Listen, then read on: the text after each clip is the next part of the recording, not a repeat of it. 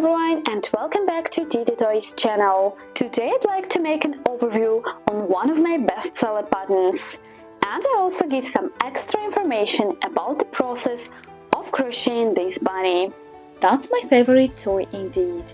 The bunny is super cute and the size is just perfect for a toddler.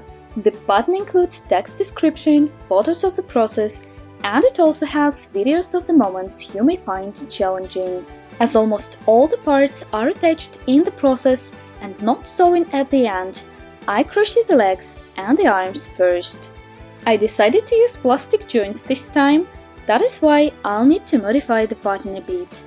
In the pattern I showed how to use Cotterpin joints, but they are more expensive than the plastic ones and not suitable in some situations. For example, if the toy is meant for a small child, it is safer to use plastic joints, as it is harder to break them once fastened. Another difference is that you can't wash the toys which use Cotterpins. You can only wipe them, as the metal parts of joints can be damaged by water. One set of joints includes the main part and a washer for securing. They are quite similar to the safety eyes. They come in different sizes and they can differ in shapes. For example, these two are the same size, but one of them has a longer leg, which is more convenient. Cotterpin joints come in different sizes as well, but one set for one detail consists of 2 wooden discs, 2 metal washers, and a Cotterpin. By the way, I ordered the joints from AliExpress, Joom, and Temu. I'll leave some links in description box so you can easily find them if needed. As I said earlier, I will modify the pattern a bit. The thing is that when you use Cotterpins, you need to crochet the head first and then the body. When you use plastic joints, you need to crochet the body first, and you start from the bottom part and work in rounds till you get to the neck. As I said, I crochet from the bottom to the top, and that's where I need to attach the legs. First, I close off the hole and weave in the yarn tail. Now I'll insert the legs.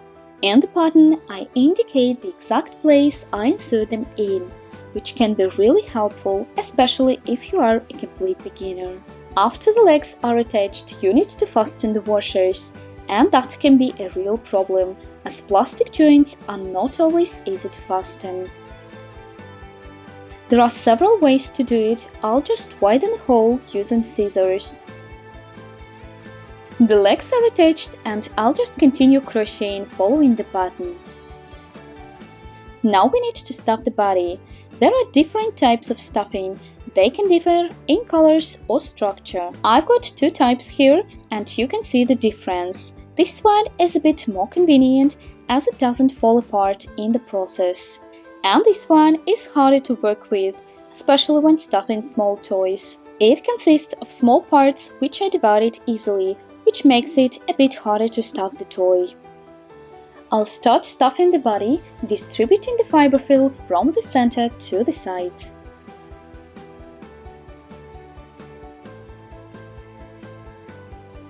That's where I'll attach the arms. They need to be placed symmetrically above the legs. And again, the washers are not so easy to fasten. So, the arms are attached, but they don't look secured enough, so I decided to burn the edges a bit till they melt and press to flatten them. That makes the joint really hard to break. After I stuff the body till the end, I start closing the neck, and that's where I'll insert the joint. The body is ready, now the head. By the way, I mostly use safety eyes and noses. They are very convenient to use and they look quite good. The head is ready, and that's one of my favorite steps in toys creation and one of the most important ones. I always sculpt the muzzle. This way the toy looks much better and alive.